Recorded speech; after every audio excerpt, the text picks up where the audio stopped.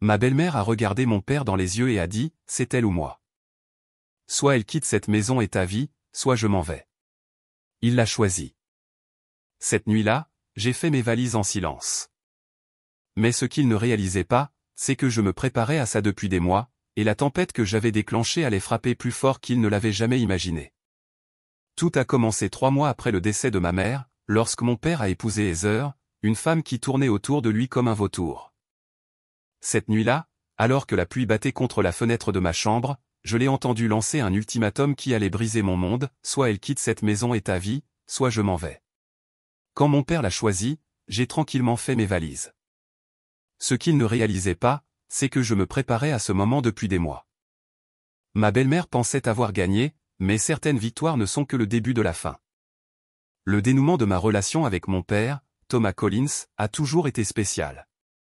En tant qu'architecte accompli, il a conçu certains des bâtiments les plus reconnaissables de Boston. Pourtant, il a toujours pris le temps pour moi. Nous avions nos traditions de crêpes du dimanche matin, nos voyages estivaux en voilier le long de la côte du Massachusetts, et il n'a jamais manqué mes réussites scolaires, même lorsqu'il était submergé par les délais de projet. Lorsque j'ai obtenu mon diplôme en finance de l'université de Boston, la fierté dans ses yeux signifiait tout. Maman, Rebecca, était l'encre de notre famille, une pédiatre aimée de tous ceux qui la rencontraient. Elle complétait l'énergie créative de papa par son pragmatisme constant. Ils étaient ce couple rare, toujours follement amoureux après 25 ans. La façon dont papa la regardait, comme si elle avait accroché la lune et les étoiles, était la référence à laquelle je mesurais toutes les relations. Puis notre monde s'est effondré. Lorsque maman a été diagnostiquée avec un cancer agressif du pancréas, la maladie a évolué impitoyablement vite. En 6 mois, elle était partie. J'avais 25 ans, je travaillais dans une entreprise financière à New York, mais je rentrais à la maison tous les week-ends pendant sa maladie. Papa était dévasté au-delà des mots. J'ai regardé cet homme fort qui avait construit des structures qui touchaient le ciel s'effondrer vers l'intérieur. Il a arrêté de concevoir, mangeait à peine et passait des heures dans le jardin de maman, assis en silence. Le conseiller en deuil a dit, chacun guérit différemment, c'est pourquoi j'ai essayé de ne pas juger lorsque papa a rencontré Heather seulement 8 mois après les funérailles de maman. Elle était la nouvelle responsable de bureau dans son cabinet d'architecte, 15 ans plus jeune que lui, à 42 ans, avec des cheveux blonds parfaits et un corps entretenu par des entraînements quotidiens rigoureux. Je l'ai rencontrée à la fête de Noël de l'entreprise lorsque papa l'a présentée comme une amie, mais la façon dont sa main s'est attardée sur le bas de son dos racontait une histoire différente. « Votre père parle de vous constamment », a dit Heather, son sourire large mais ses yeux calculateurs. « Il est si fier de votre travail dans la finance. J'ai toujours trouvé les chiffres si intimidants. » Papa rayonnait, visiblement désespéré que nous nous connectons. J'ai hoché la tête poliment, ignorant les signaux d'alarme dans ma tête. Un tourbillon et un mariage pour le bien de papa, j'ai essayé. Vraiment. Leur relation s'est accélérée à un rythme qui m'a donné le vertige. Au 3e mois, Heather avait pratiquement emménagé dans notre maison familiale. Au 5e mois, papa parlait d'aller de l'avant et de chances de bonheur. Quand il m'a appelé à propos de leur fiançailles après seulement 6 mois de fréquentation, j'étais sans voix. « Amber, je sais que ça semble rapide, » a-t-il dit, sa voix un mélange de culpabilité et d'excitation, mais à mon âge, tu réalises que la vie est courte. Heather me rend heureux à nouveau. Je ne pensais pas que c'était possible après ta mère. Le mariage était petit et organisé à la hâte, rien de comparable à la célébration que mes parents avaient partagée. Debout à côté de papa en tant que sa demoiselle d'honneur, le regardant s'engager envers une femme qui portait une robe qui coûtait plus cher que la voiture de maman, j'avais l'impression d'être dans une réalité alternative. La sœur de maman, tante Julia, m'a serré la main pendant les vœux, son visage reflétant mes inquiétudes. « Ta mère voudrait qu'il soit heureux », a-t-elle chuchoté, bien que son ton suggérait qu'elle partageait mes réserves. Mes instincts ont crié après le mariage. J'ai pris une décision qui allait tout changer. Mon bail à New York touchait à sa fin, et mon entreprise venait d'approuver le travail à distance. J'ai dit à papa que je voulais rentrer à la maison pendant quelques mois pour l'aider dans cette transition et passer du temps ensemble. En réalité, je ne pouvais pas me débarrasser du sentiment que quelque chose clochait avec Heather. Les signaux d'alarme étaient subtils. Heather a réaménagé la cuisine en une semaine, affirmant que l'ancienne configuration était inefficace. Maman avait conçu cette cuisine. Ensuite, il y a eu des suggestions concernant ma chambre d'enfance. Cette pièce ferait la salle de sport parfaite, a-t-elle mentionné avec désinvolture lors d'un dîner un soir, puisque tu ne restes que temporairement, Amber. Papa avait l'air mal à l'aise mais n'a rien dit. J'ai remarqué qu'un schéma se formait, Heather faisait une suggestion, papa hésitait initialement, puis finissait par céder. C'était comme regarder quelqu'un effacer lentement ma mère et ma maison d'enfance en temps réel.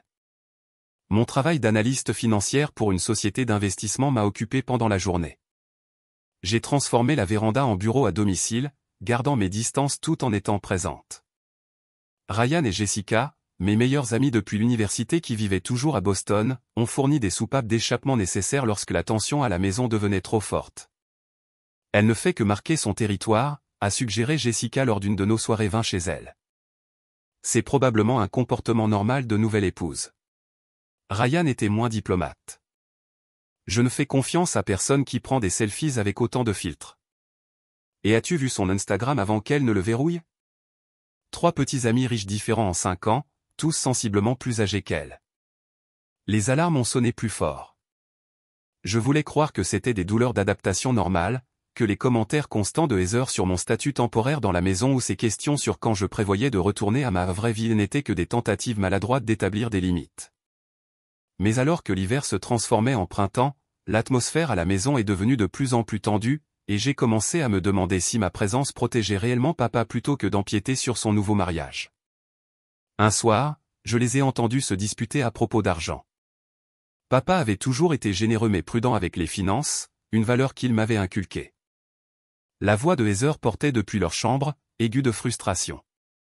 Je ne comprends pas pourquoi nous devons consulter Amber à propos de la rénovation de la salle de bain principale. C'est notre maison maintenant, Thomas. Nos décisions.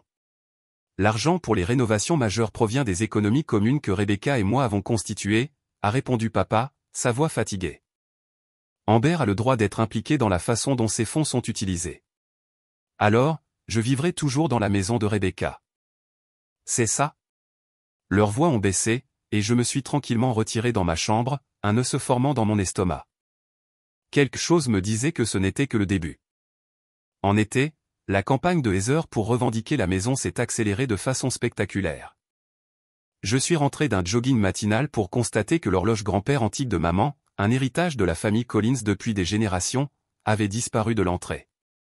Elle ne correspondait pas à notre nouvelle esthétique, a expliqué Heather lorsque j'ai demandé, en montrant l'œuvre d'art moderne qui l'avait remplacée. Ne t'inquiète pas, elle est en sécurité dans un entrepôt. Papa a évité mes yeux pendant cet échange, soudainement très intéressé par son café. Ce soir-là, j'ai trouvé l'horloge mise en vente sur un site web d'antiquité. Lorsque j'ai confronté Heather, elle a affirmé que c'était juste pour évaluer sa valeur à des fins d'assurance. L'annonce a disparu le lendemain. La présence de maman était systématiquement effacée. Des photos d'elle ont progressivement disparu des murs et des étagères, remplacées par des portraits élaborés de Heather et papa de leur mariage. Le jardin que maman avait entretenu avec amour pendant 20 ans a été arraché pour un aménagement paysager moderne qui, selon Heather, nécessitait moins d'entretien. Les protestations de papa sont devenues plus faibles à chaque changement. Ton père et moi parlons de redécorer ta chambre une fois que tu seras retourné à New York, a mentionné Heather lors d'un dîner un soir, servant un plat de quinoa que papa n'aimait manifestement pas mais a quand même mangé, une chambre d'amis appropriée pour quand tu viendras nous rendre visite. Je n'ai pas décidé quand je retournerai, ai-je répondu prudemment, surveillant papa pour obtenir du soutien. Le sourire de Heather s'est crispé. Eh bien, nous savons tous que cet arrangement est temporaire. Tu as presque 30 ans, Amber. Tu ne veux pas ta propre vie? Heather, a interrompu papa faiblement, Amber est la bienvenue ici aussi longtemps qu'elle le souhaite. Bien sûr que si, a rétropédalé Heather en douceur. Je m'inquiète juste pour sa carrière. Le travail à distance, c'est bien, mais tout le monde sait que l'avancement se fait au bureau. Ses commentaires sont devenus plus pointus au fil des semaines. Mes vêtements laissés dans la sécheuse disparaissaient mystérieusement, pour être retrouvés humides dans un panier. Mon lait sans lactose était jeté parce qu'il était périmé, malgré la date indiquant le contraire de petites choses, toujours avec une dénégation plausible. Plus préoccupantes étaient les discussions financières que j'entendais. Heather a insisté pour avoir un accès commun à tous les comptes, y compris le capital d'essai de maman que papa avait conservé pour la retraite. Tu ne me fais pas confiance, est devenu son refrain courant chaque fois que papa hésitait. Ma formation d'analyste financière a déclenché des signaux d'alarme lorsque j'ai découvert des relevés de cartes de crédit dans la poubelle de recyclage. Heather avait accumulé plus de 30 000 $ de nouvelles dettes depuis son mariage avec papa. Des vêtements de créateur, des soins de spa et des avances de fonds inexpliquées formaient un schéma de dépenses excessives. L'ultimatum s'est profilé lorsque j'ai essayé de discuter de mes inquiétudes avec papa en privé. Ses défenses se sont immédiatement activées. Ta mère est partie depuis près de 4 ans, Amber, a-t-il dit, la douleur et la défensive se mélangeant dans sa voix. J'ai le droit de passer à autre chose. Heather me rend heureux. Je veux que tu sois heureux, papa, mais je suis inquiète de la rapidité avec laquelle les choses changent. Le changement fait partie de la vie. Tu dois l'accepter. Heather est ma femme maintenant. Ces conversations se sont toujours terminées de la même manière, papa se retranchant derrière un mur de défis que je reconnaissais comme en partie de la culpabilité et en partie la peur d'être à nouveau seul. La situation s'est aggravée de façon spectaculaire lorsque je suis rentré d'une visite de fin de semaine à mon bureau de New York. En mon absence, Heather avait déplacé mes affaires dans la plus petite chambre d'amis, transformant ma chambre d'enfance en son espace de méditation, avec des équipements coûteux et des murs de miroir. Nous ne pensions pas que ça te dérangerait, a-t-elle dit avec une fausse douceur. Cette pièce reçoit de toute façon une meilleure lumière pour tes plantes. Mais le pire incident concernait la boîte à bijoux de maman, un coffre en bois sculpté à la main que papa avait commandé à un artisan japonais pour leur anniversaire. Je la gardais dans ma chambre avec quelques pièces que maman m'avait laissées spécifiquement, y compris ces boucles d'oreilles en saphir qui correspondaient à mes yeux. Selon papa, je suis rentré un soir pour trouver Heather portant ces boucles d'oreilles au dîner. C'était celle de ma mère, ai-je dit doucement, mon cœur battant la chamade. Thomas a dit que je pouvais les emprunter pour le gala de charité ce week-end, a répondu Heather, touchant délicatement une boucle d'oreille. Elle complète parfaitement ma robe. Papa avait l'air mal à l'aise mais a hoché la tête en confirmation. Ce n'est qu'un emprunt, Amber. Ta mère voudrait que ses affaires soient utilisées et appréciées. Plus tard ce soir-là, j'ai entendu Heather dans le couloir au téléphone. Non, ça va plus lentement que prévu, disait-elle d'un ton feutré. La fille est toujours là à tout surveiller comme un faucon, mais il se laisse convaincre. Encore quelques mois et nous pourrons tout faire avancer. Quand elle m'a remarqué en train d'écouter, elle a rapidement mis fin à l'appel avec un sourire sirupeux. Juste des photos de mariage enfin livrées. Le photographe est tellement désordonné. Ce soir-là, j'ai appelé Ryan et Jessica pour une réunion d'urgence dans notre restaurant préféré. Elle manigance quelque chose, ai-je insisté devant un café et une tarte. Il ne s'agit plus seulement de territoire. Jessica, toujours la pragmatique, a suggéré, avez-vous envisagé d'embaucher un détective privé? Quelque chose dans son histoire ne colle pas. Ryan a hoché la tête vigoureusement. Mon cousin a vécu quelque chose de similaire avec la femme de son père. Il s'est avéré qu'elle avait 3 mariages précédents qu'elle n'avait jamais divulgués. Leur inquiétude a validé la mienne. Il était temps de creuser plus profondément pour savoir exactement qui était Heather Collins, anciennement Heather Mitchell, en réalité. L'enquête commence. J'ai commencé mon enquête méthodiquement, appliquant les mêmes compétences analytiques que j'utilisais pour examiner les opportunités d'investissement. J'ai effectué une vérification des antécédents de base en utilisant les ressources que mon entreprise employait pour la vérification des clients. Ce que j'ai découvert était troublant. Heather Mitchell avait légalement changé de nom 2 fois. Elle est née Heather Wilson, est devenue Heather Daniels par mariage, puis a changé pour Mitchell après son divorce. Cela seul n'était pas accablant, mais ses antécédents financiers ont soulevé de sérieux drapeaux rouges, 3 faillites en 15 ans, une saisie, plusieurs cartes de crédit à découvert et un schéma de relations avec des hommes riches plus âgés après chaque catastrophe financière. Grâce à une recherche minutieuse sur les médias sociaux, j'ai identifié son ancien mari, Richard Daniels, un promoteur immobilier prospère à Chicago. Trouver son fils, Michael, s'est avéré étonnamment facile. Après une réponse initialement prudente à mon message, il a accepté un appel vidéo. Alors, elle en a trouvé un autre, a dit Michael, son expression sombre lorsque j'ai expliqué ma situation. Mon père avait 62 ans lorsqu'il l'a épousée. En 2 ans, elle l'avait convaincu de changer son testament, de liquider des comptes de retraite pour des opportunités d'investissement qui ne se sont jamais concrétisées et de s'éloigner de la famille qui soulevait des inquiétudes. Mon estomac s'est serré alors qu'il continuait. Au moment où papa s'est rendu compte de ce qui se passait, elle avait transféré plus de $600 000 sur des comptes auxquels il ne pouvait pas accéder. Le divorce a été laid. Il est décédé 6 mois plus tard. Le médecin a dit une insuffisance cardiaque, mais je sais que c'était un cœur brisé. Michael a partagé des documents de leur procédure de divorce qui révélaient les tactiques de manipulation et l'exploitation financière de Heather. Le schéma était effroyablement similaire à ce dont j'étais témoin avec papa. Armé de ces connaissances, j'avais besoin de preuves de ce qui se passait dans notre maison.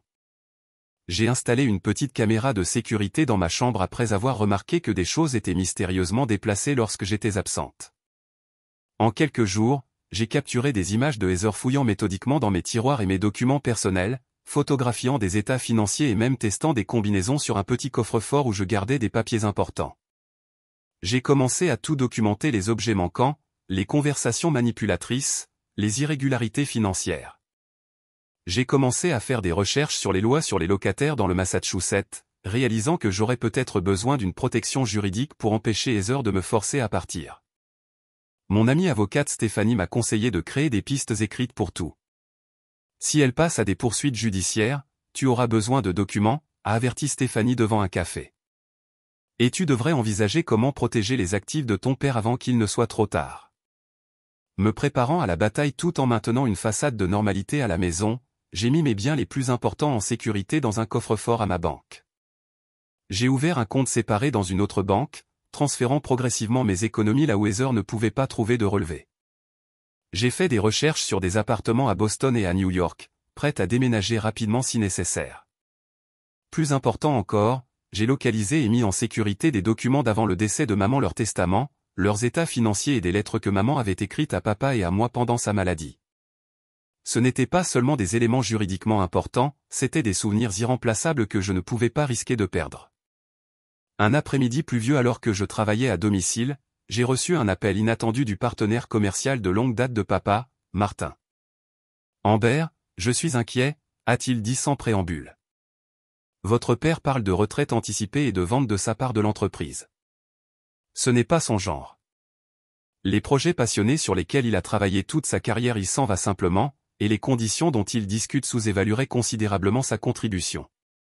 C'était pire que ce que je craignais. Le cabinet d'architecte de papa était l'œuvre de sa vie.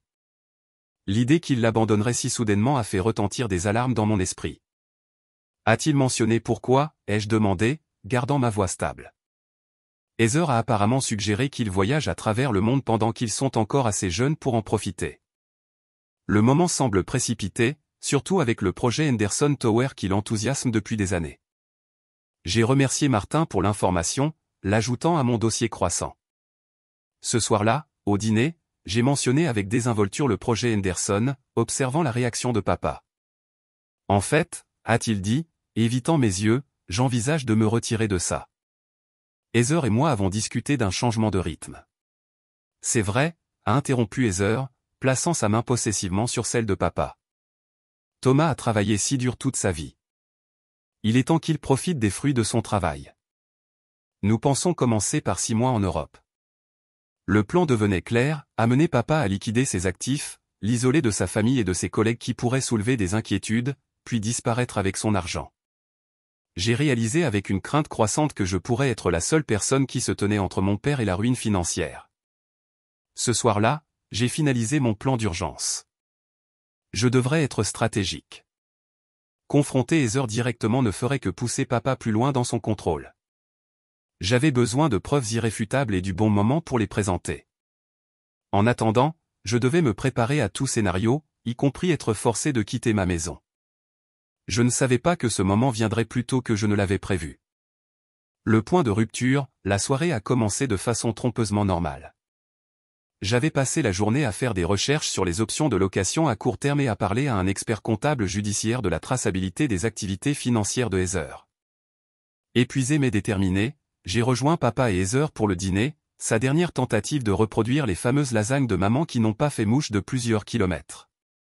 Papa semblait inhabituellement silencieux, bien que Heather bavardait avec enthousiasme au sujet des plans de redécoration pour Thanksgiving, bien que ce ne soit qu'en août. Je pense à une approche complètement moderne cette année, a-t-elle dit, se servant plus de vin, thème argent et blanc, centre de table minimaliste. Le look traditionnel est tellement démodé. Les décorations de Thanksgiving de maman sont dans le grenier, ai-je mentionné avec désinvolture, celles qu'elle a peintes à la main. Papa a légèrement tressailli. Oh, ces vieilles choses, a balayé Heather avec dédain. Je les ai données à Godwill la semaine dernière. Elle ne faisait qu'amasser la poussière. J'ai posé ma fourchette lentement. Tu as fait quoi? Elles encombraient le grenier.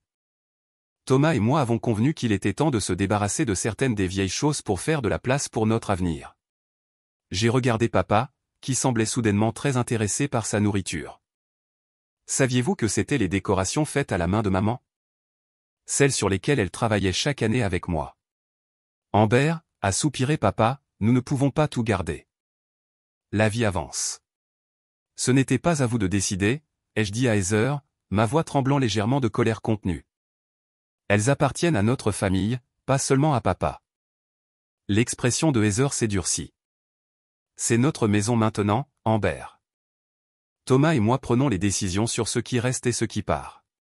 C'est notre maison familiale depuis 28 ans, ai-je rétorqué.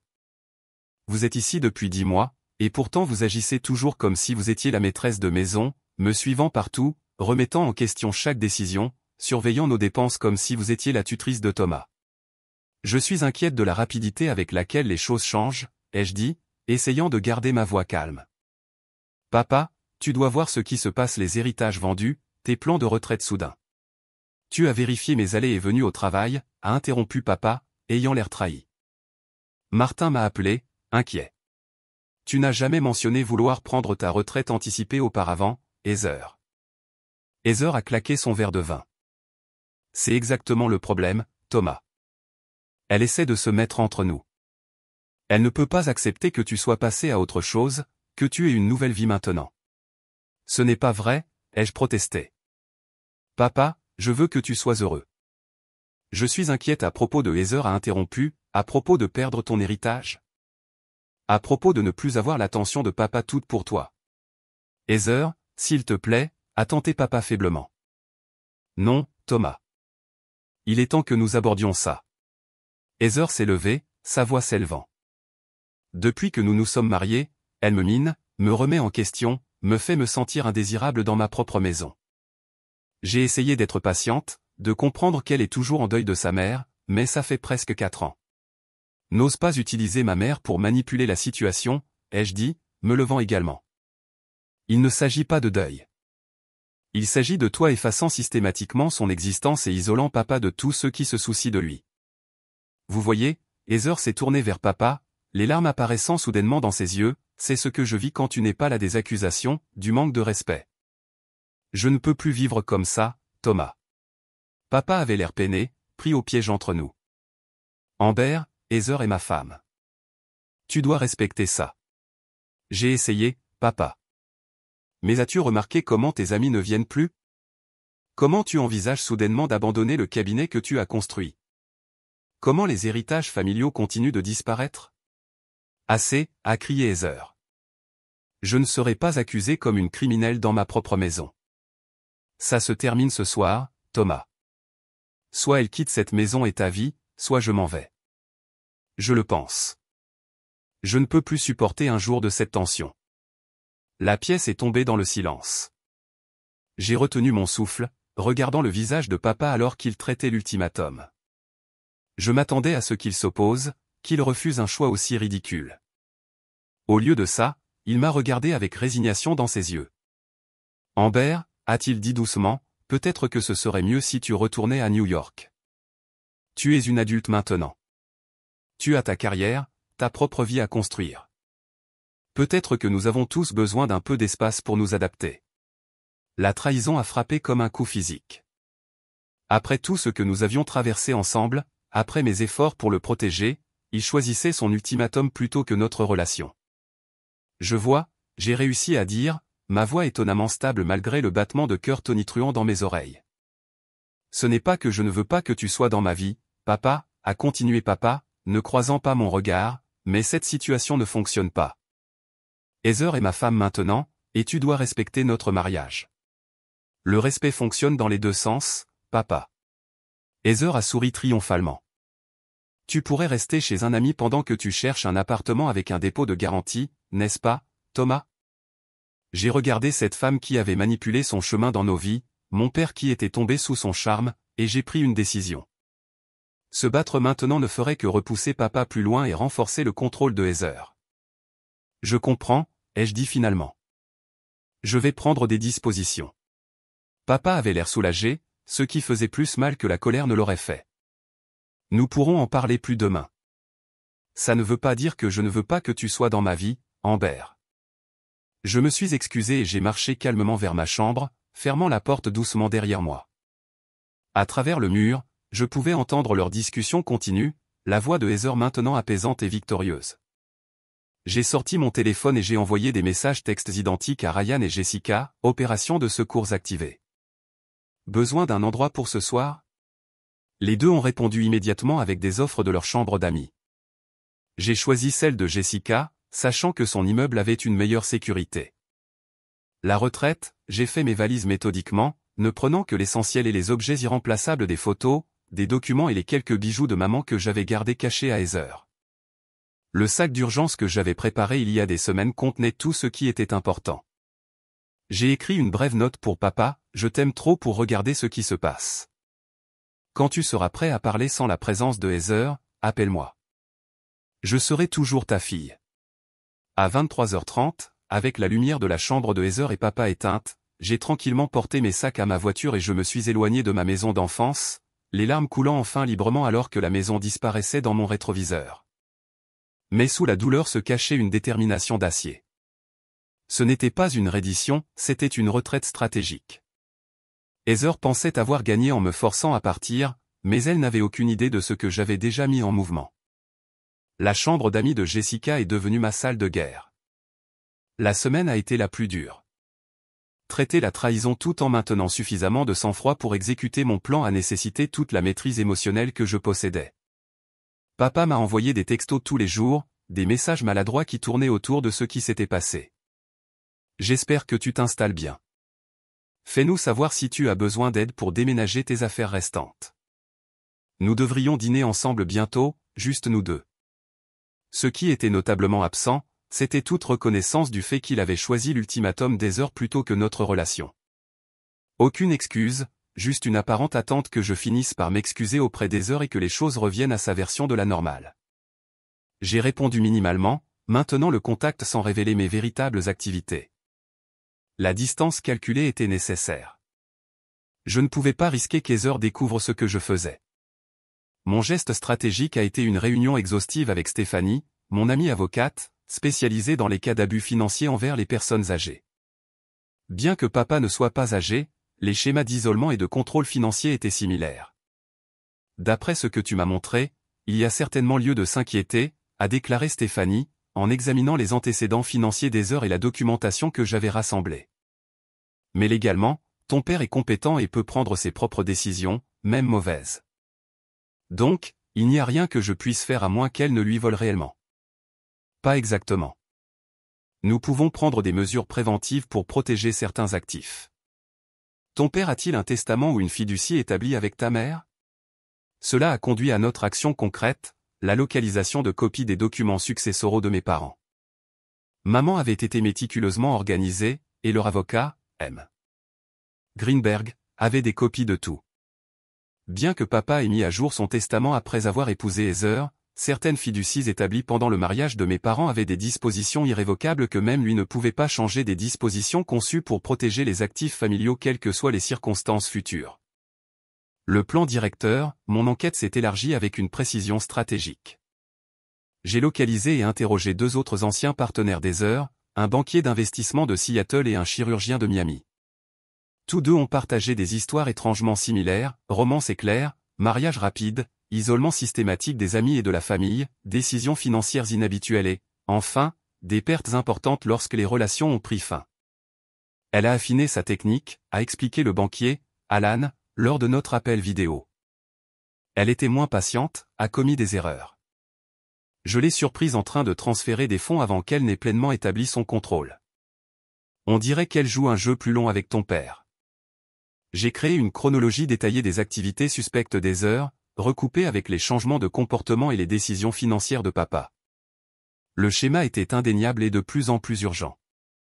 Martin, du cabinet de papa, a appelé à nouveau, inquiet au sujet des documents de retraite que papa avait initiés. Il parle de liquider ses actions le mois prochain, a déclaré Martin avec inquiétude, à un rabais important par rapport à leur valeur. J'ai essayé de lui parler, mais il insiste sur le fait que c'est ce qu'il veut. Tout en constituant mon dossier, j'ai établi ma nouvelle vie. J'ai trouvé un appartement petit mais sécurisé dans un immeuble avec une bonne sécurité, en utilisant une société à responsabilité limitée comme locataire pour rendre plus difficile à Heather de me localiser. J'ai maintenu mon arrangement de travail à distance, expliquant à mon patron compréhensif que je faisais face à des problèmes familiaux nécessitant de la flexibilité. Jessica et Ryan sont devenus mon système de soutien essentiel. Jessica, travailleuse sociale, m'a aidé à traiter le traumatisme émotionnel tout en maintenant la concentration sur mes objectifs. Ryan, qui travaillait dans la cybersécurité, a aidé à sécuriser ma vie numérique et a mis en place une surveillance pour toute activité inhabituelle dans les comptes que je partageais avec papa. Tu gères ça avec un contrôle impressionnant, a commenté Jessica un soir alors que nous partagions des plats à emporter dans mon nouvel appartement, encore spartiate mais fonctionnel. Je serais une épave en larmes. J'en ai fait beaucoup aussi, ai-je admis. Mais m'effondrer n'aidera pas papa. Elle compte sur les réactions émotionnelles, pas sur les réactions stratégiques. L'attitude de reine des glaces doit la tuer, a souri Ryan. Elle voulait une sortie dramatique, et au lieu de ça, tu as juste disparu. Stratégie classique de contre-narcissiste. J'ai maintenu un contact soigneusement calculé avec papa, un déjeuner une fois toutes les 2 semaines, toujours dans des lieux publics, toujours juste nous deux. Je n'ai jamais mentionné Heather directement pendant ces réunions, me concentrant plutôt sur les souvenirs positifs et ses projets actuels. Je pouvais voir la confusion dans ses yeux, son attente de confrontation ou de supplication non satisfaite.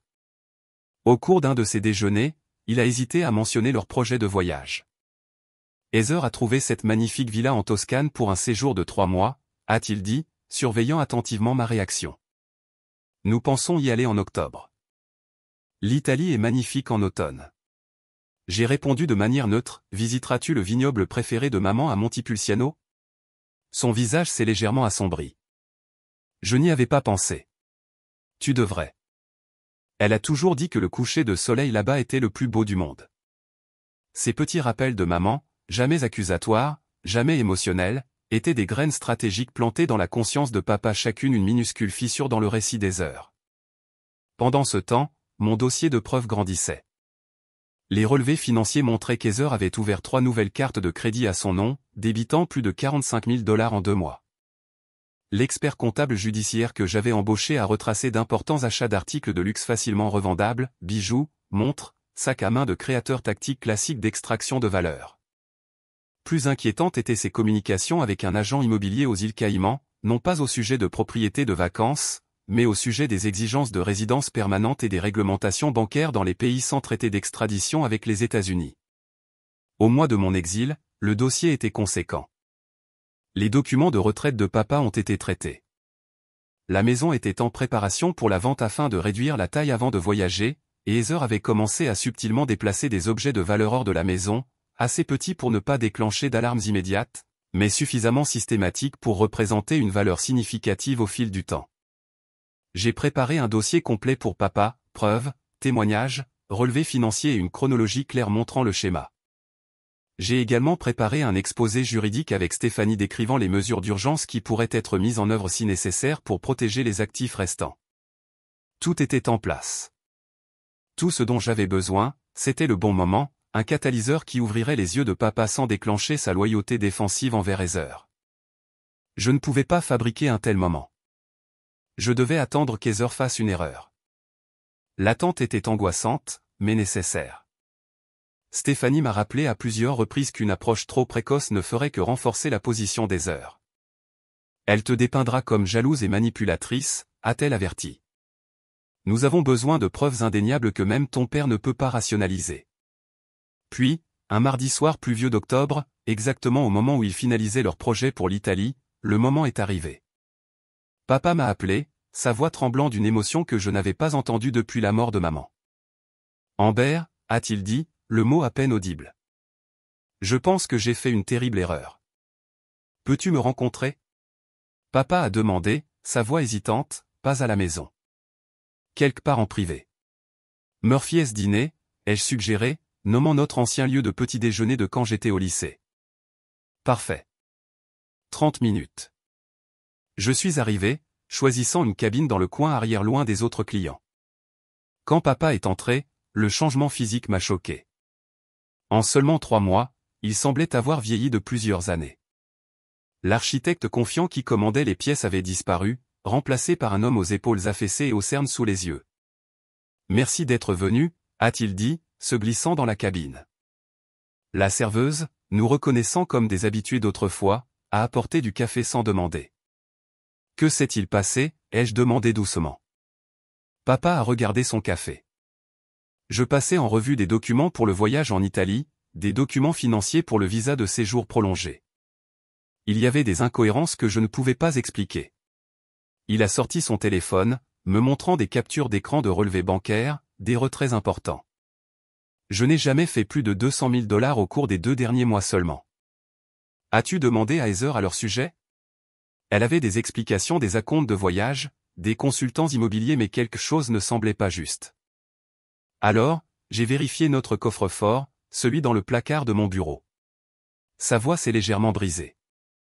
Le collier de diamants de ta mère a disparu, celui de notre anniversaire, et sa bague en saphir. Heather m'a dit le mois dernier qu'elle les emmenait pour les faire nettoyer, mais quand j'ai appelé le bijoutier, ils ont mentionné qu'ils n'en avaient aucune trace. J'ai tendu la main à travers la table, prenant sa main tremblante. Quoi d'autre?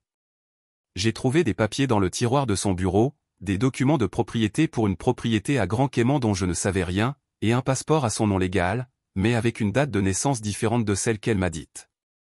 Chaque révélation semblait lui faire physiquement mal, comme si dire les mots à haute voix rendait la trahison plus réelle. Puis aujourd'hui, j'ai trouvé. Il a sorti son téléphone à nouveau, me montrant des messages textes. Elle a laissé son téléphone déverrouillé quand elle est allée courir. Ces messages avec quelqu'un nommé Marcus, discutant du moment de finaliser tout, et des références à des comptes offshore. Mon cœur lui faisait mal, même si je me sentais justifié. Papa, je suis tellement désolé.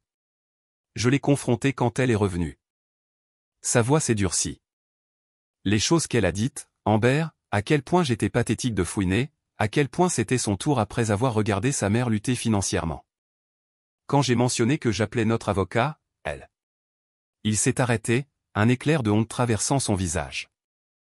Elle a menacé de tout prendre si je ne jouais pas le jeu avec ses plans, a dit que personne ne me croirait, qu'elle dirait à tout le monde que je devenais sénile comme mon père l'a fait. Mon grand-père avait souffert de la maladie d'Alzheimer dans ces dernières années, une expérience familiale douloureuse qu'Heather avait parfaitement transformée en arme. J'aurais dû t'écouter, a chuchoté papa. J'avais tellement peur d'être seul après la mort de ta mère. Heather m'a fait me sentir à nouveau vivant, désiré. Je ne pouvais pas voir ce qui se passait. Tu n'es pas seul, papa. Tu m'as toujours eu. Il a levé les yeux, les larmes aux yeux. Après la façon dont je t'ai traité, choisissant son ultimatum plutôt que ma propre fille. La famille est plus compliquée qu'une mauvaise décision, ai-je dit. Maman nous a appris à tous les deux ça. Heather pense que je suis en réunion avec l'agent de voyage en ce moment. Je ne sais pas quoi faire ensuite, Amber. Elle a accès à tout. C'était le moment pour lequel je m'étais préparé. J'ai fouillé dans mon sac et j'ai sorti une clé USB. J'ai quelque chose à te montrer, papa. La vérité. Pendant l'heure suivante, je l'ai soigneusement guidé à travers les preuves que j'avais rassemblées, la chronologie des relations et des stratagèmes financiers précédents d'Heather, le témoignage de ses anciens partenaires et de leurs familles, la comptabilité judiciaire montrant exactement comment elle avait extrait de l'argent, la recherche de propriétés dans des pays sans traité d'extradition, l'analyse juridique de Stéphanie décrivant l'approche méthodique d'Heather. Papa a écouté dans un silence stupéfait, posant occasionnellement des questions de clarification, l'esprit d'architecte absorbant et reliant les schémas. Tu as enquêté tout ce temps, a-t-il finalement dit, me regardant avec une nouvelle compréhension. Alors que je te repoussais. Je ne pouvais pas simplement te laisser sans protection. Même quand tu as choisi son ultimatum, ce n'était pas vraiment un choix, a-t-il admis. À ce moment-là, j'étais déjà piégé dans sa toile, remettant en question mon propre jugement, isolé de tous ceux qui auraient vu à travers sa manipulation classique. Et je suis tombé dedans complètement. Elle est bonne dans ce qu'elle fait, papa. Tu n'es pas sa victime. Mais je veux être sa dernière, a-t-il dit avec une résolution soudaine. Que faisons-nous maintenant? J'ai exposé le plan que Stéphanie et moi avions élaboré, triage financier immédiat, changer les mots de passe, geler les comptes conjoints, sécuriser les objets de valeur restants, puis des mesures légales pour protéger ce qui restait de ses actifs, et enfin, une confrontation avec tout le poids des preuves et des conseils juridiques présents. Elle va essayer de te manipuler à nouveau, ai-je averti, de te faire douter de toi-même et des preuves. Plus maintenant, a dit papa avec une fermeté que je n'avais pas entendue depuis des années. J'ai passé ma carrière à analyser l'intégrité structurelle. Une fois que tu vois le défaut fatal dans une conception, tu ne peux pas le dévoir. Je la vois clairement maintenant, Amber. Nous avons convenu de nous rencontrer le lendemain matin au bureau de Stéphanie pour commencer à mettre en œuvre notre plan. Alors que nous nous apprêtions à partir, papa s'est arrêté, me regardant avec un profond regret. Je t'ai fait défaut, Amber. J'ai fait défaut à ta mère aussi. Elle serait tellement déçue de la facilité avec laquelle j'ai été trompé. Maman comprendrait mieux que quiconque le pouvoir du deuil, ai-je dit doucement. Et elle serait fière de la façon dont nous réparons ça ensemble. Pour la première fois depuis des mois, papa m'a serré dans ses bras, vraiment serré dans ses bras comme il le faisait autrefois. Tu ressembles tellement à elle, forte, lucide et farouchement protectrice de la famille. J'ai eu de bons professeurs, ai-je répondu, lui rendant son étreinte. Alors que je rentrais chez moi ce soir-là, un mélange complexe d'émotions m'a envahi, soulagement que papa voie enfin la vérité, justification que mes soupçons avaient été justifiés, colère contre la façon dont Heather l'avait manipulé, mais surtout détermination à aider papa à se remettre financièrement et émotionnellement du stratagème prédateur d'Heather. Le règlement de compte.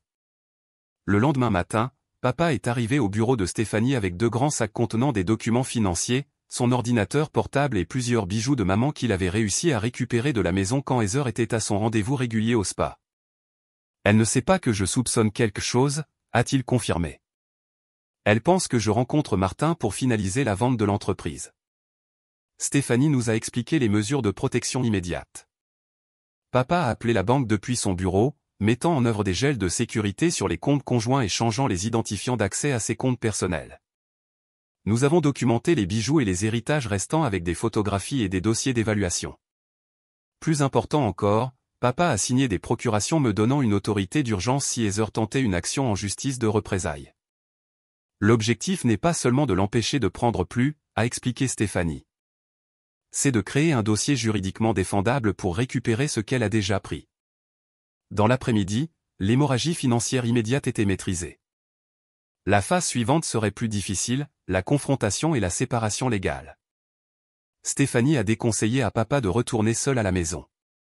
Elle sera désespérée une fois qu'elle se rendra compte que son accès est coupé, a-t-elle averti. Les personnes désespérées sont imprévisibles. Papa a hoché la tête sombrement. J'ai déjà emballé l'essentiel dans ma voiture. Je peux rester à la résidence près de mon bureau jusqu'à ce que ce soit réglé.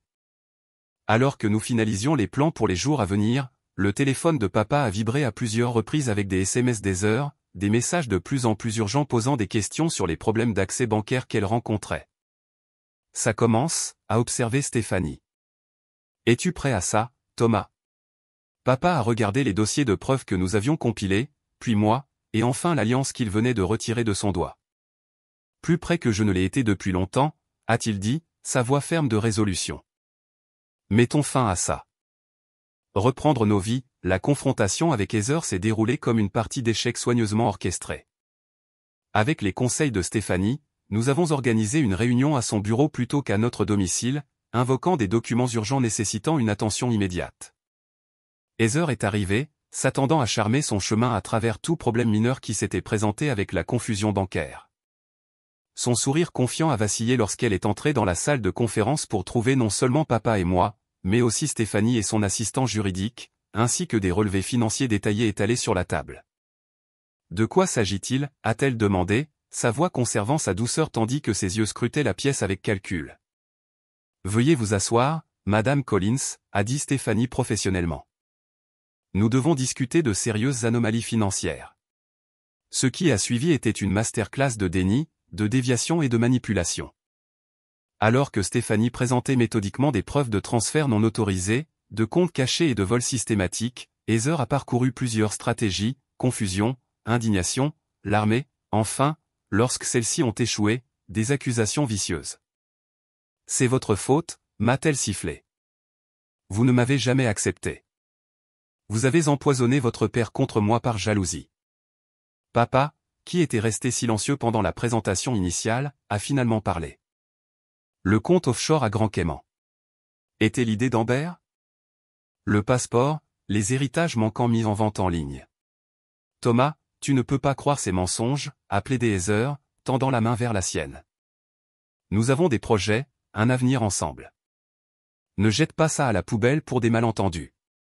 Le seul malentendu était ma croyance en qui tu étais, a répondu papa, retirant sa main. C'est fini, Heather. La réunion s'est terminée avec Stéphanie signifiant à Heather des papiers de divorce et une ordonnance du tribunal gelant les actifs en attendant une enquête. Heather est partie sans la scène dramatique à laquelle je m'attendais, son visage un masque de calcul froid qui était peut-être plus troublant que la colère ne l'aurait été. Ce n'est pas fini, a-t-elle dit doucement avant de sortir. Vous n'avez aucune idée de ce que vous avez fait. Sa menace finale s'est avérée vide. Les procédures judiciaires qui ont suivi ont été méthodiques et décisives. Les preuves étaient accablantes, en particulier lorsqu'elles étaient combinées avec le témoignage des victimes précédentes qui se sont manifestées une fois que les procédures judiciaires ont commencé. Le bureau du procureur de district a même ouvert une enquête pour fraude basée sur le modèle de comportement dans plusieurs États. La récupération des actifs s'est avérée plus difficile. Une grande partie de l'argent qu'Heather avait détourné avait disparu, dépensé en articles de luxe qui avaient déjà été revendus ou transférés sur des comptes qui se sont avérés difficiles à retracer. L'épargne retraite de papa avait subi un coup important, bien que les fiducies établies avec maman soient restées protégées grâce à leur statut irrévocable. La maison familiale, qui était à quelques jours de la mise en vente, est restée la nôtre, bien qu'il ait fallu des mois avant que papa puisse supporter d'y retourner. Dans l'intervalle, il est resté dans ma chambre d'amis dans mon nouvel appartement, nos rôles inversés alors que je l'aidais à traiter la trahison et à reconstruire sa confiance.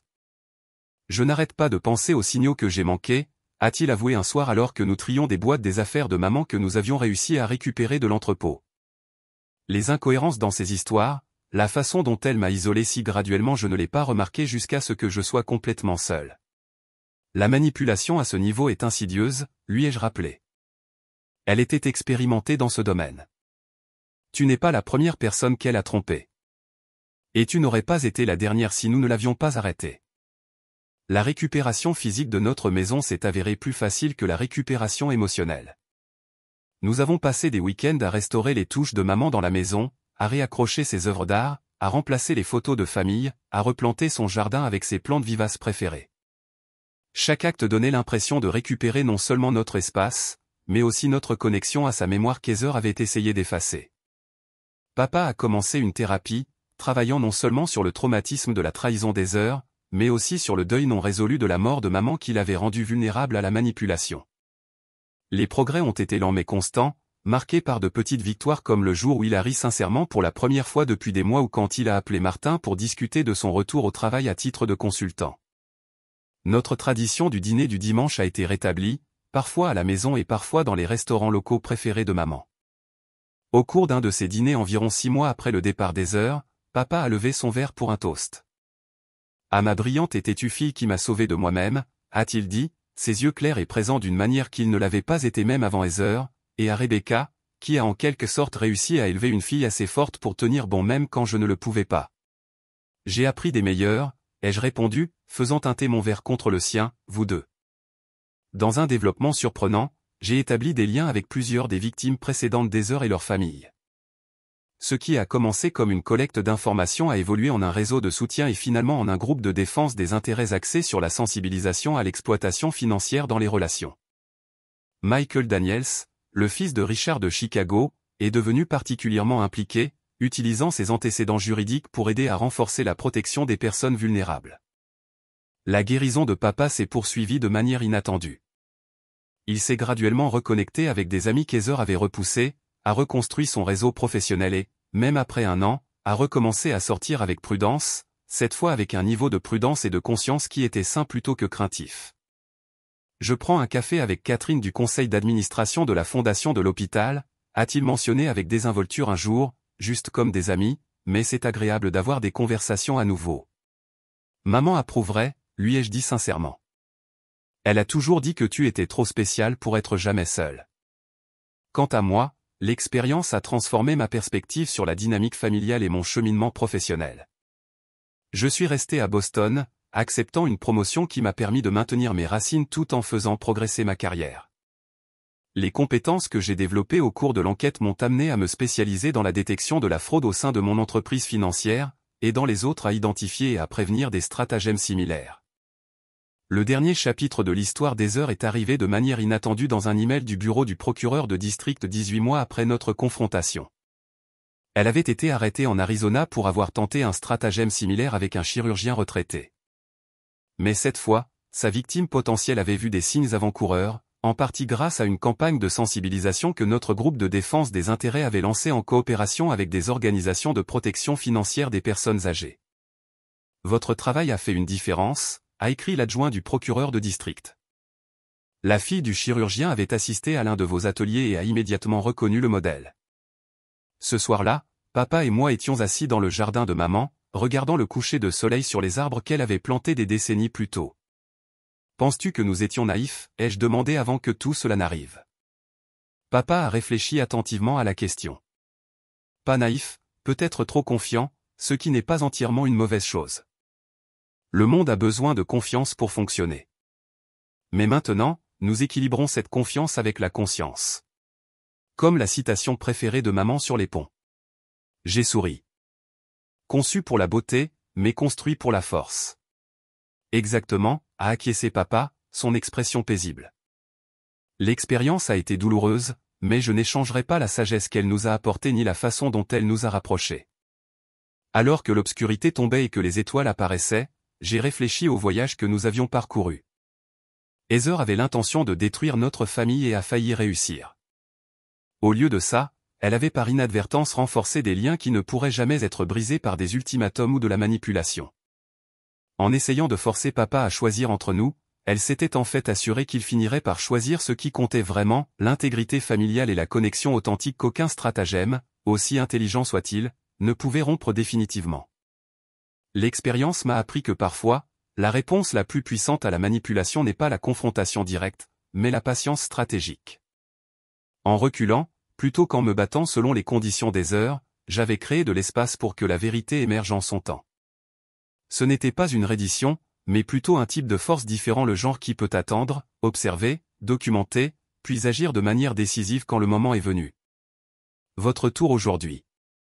Alors que je partage cette histoire, je me demande combien d'autres pourraient vivre des situations similaires sans reconnaître les signes avant-coureurs.